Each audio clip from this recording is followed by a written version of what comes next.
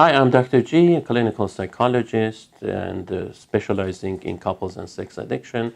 My friends at Celebrating Act 2 have asked me to talk about some relationship problems for people over 50. And today I have chosen this topic. My child is trying to manipulate me to change my will and or revocable trust to leave everything to her and disown her brother. So let's kind of discuss that. So that may be a good thing. I'm not sure. It depends on the child, if you will, and the brother and the sister. And the reason I bring this up is because actually one of my friends, he's an attorney and works with wills and revocable or irrevocable trust and so forth. And very much in cases where a family may have children who are either underage or they may have behavioral issues or legal issues. Like, for instance, they may have had substance abuse in their past, DUIs, legal problems, imprisonment, things like that. So, and therefore, he helps them with all kinds of, the structuring of these trusts. So, I can understand where this comes from, and that's why I bring this up. It really depends on the situation, and that's what would be my suggestion, rather than immediately, going with that request that your daughter has. If your daughter is asking you something, you ought to do it.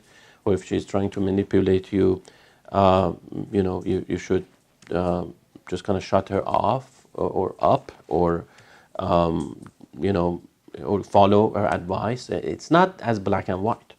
You gotta look into the details of the situation. What you want, really, first and foremost, it's what you want. It's your will. It's your trust.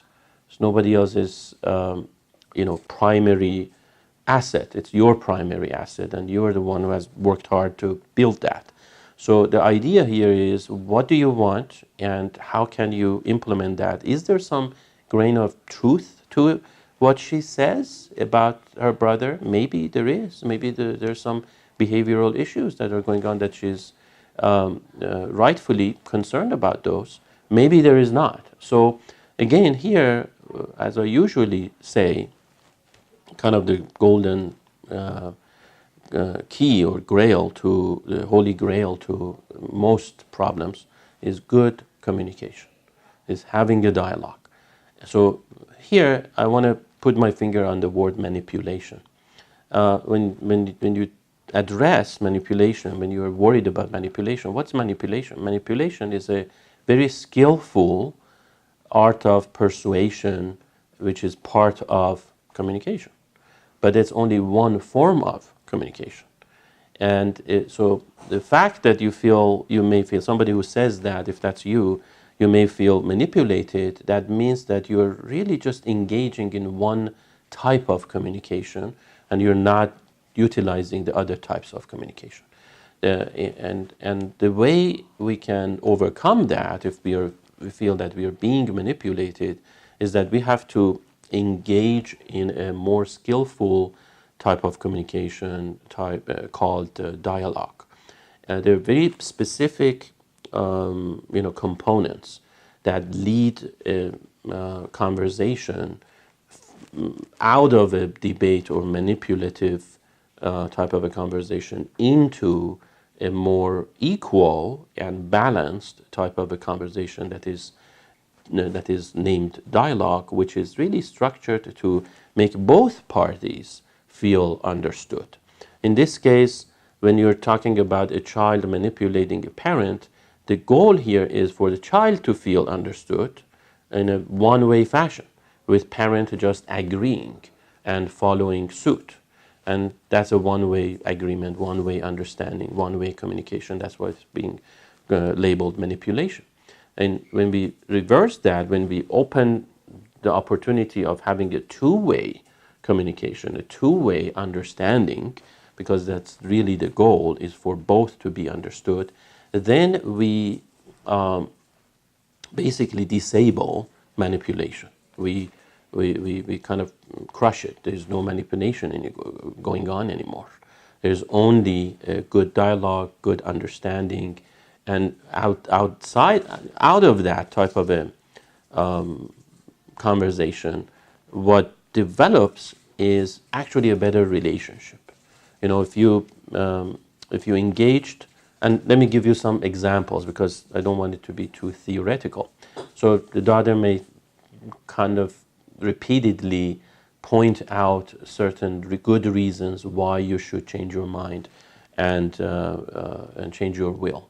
What you can do is literally follow up every of those reasons with a counter question in terms of does she know what your concerns are? And you would ask her whether or not she's thoroughly aware of that. You know, you would just kind of directly say, yeah, I see your concern. I understand that you're worried about X, Y, Z and the 4 or 5 reasons that you told me. And I'm making actually a list of this, and you should, because that sends a good signal that you're actually paying attention to what she needs and what she wants and what is, you know, her worries, basically. And you validate her, but then you end it, or not end it, you kind of turn it around and say, okay, would you be open to hear my concerns? You know, every single thing that you bring up has multiple sides.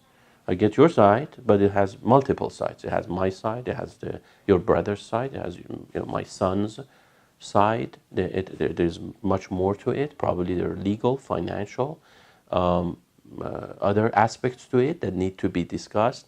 So the key here is turning the conversation into a dialogue so that you don't feel manipulated by asking questions. So not defending, that's the key here. We can't get lost by just simply defending and saying, well, it is not so.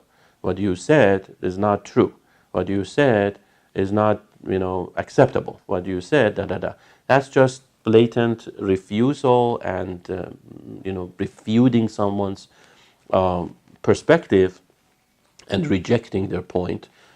Instead, what we have to say, would you be open to hear, well, how I think about certain things? And if they say no, right there, that's a very good signal that maybe the whole relationship needs some work, you know, because that's just a blatant refusal of even listening. And that's kind of a bad sign about the quality of the relationship. So the relationship itself needs to be examined. But if they say, yes, I'm interested in your opinion as well, what is going on, then you would just lay it out and say, okay, in this case, these are my concerns. Now you ask them, this is another key component, without getting too much into the components of the, you know, effective dialogue. The next effective follow-up on that is, I want to ask you not to respond to me immediately. Think about it. I'm going to bring up my concerns. Please make a note of all the things that are on my mind, that are important to me, that would be helpful for me to make a better, solid decision and be comfortable with that decision rather than remaining uncomfortable, which is not good for our relationship. Because then I would feel that it is this one-sided relationship. You're just asking, and I'm supposed to give. I don't want that type of a relationship. I want a relationship with my daughter where we both feel good. You ask, I give. I ask, you give. That is a much more balanced type of relationship. You feel understood. I feel understood. So that's why I would like to ask you not to respond to me. Let's just hear me out. These are my concerns.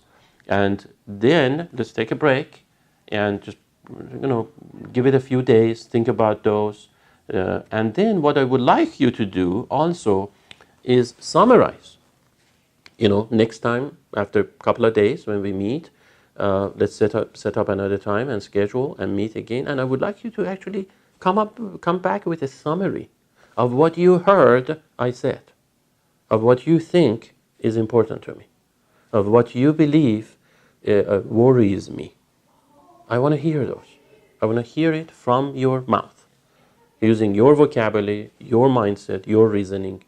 I want to hear those. Once I hear those, then our relationship is more of an equal ground, where we are more balanced. I hear you out, you hear me out. Then we can make a more sensible decision about the will. I hope this was helpful for you. If you have any questions, feel free to contact me directly. Thank you.